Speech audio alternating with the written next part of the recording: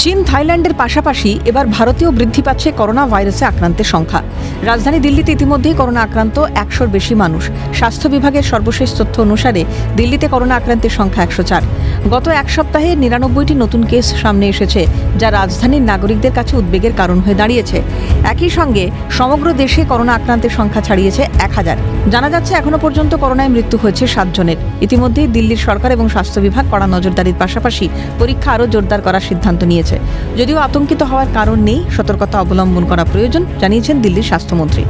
Corona से घबराने का कोई भी विषय नहीं है। अभी तक से जो भी पेशेंट आए हैं वो नॉर्मल सर्दी खांसी लेकर आए हैं, इसलिए ये कोई पैनिक की चीज़ नहीं है।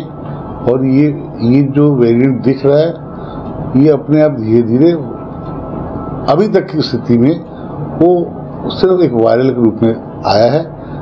किसी भी लोग को इसके घबराने की जरूरत नहीं है। कुछ केसेस में इंक्रीज हुआ है, कई पार्ट्स, कई देश के भागों में, पहले साउथ में, वेस्ट में, और अब कुछ केसेस बाकी कंट्री के पार्ट में आए हैं। लेकिन अगर मैं आपसे ये कहूँ, इस समय कोई वरी करने की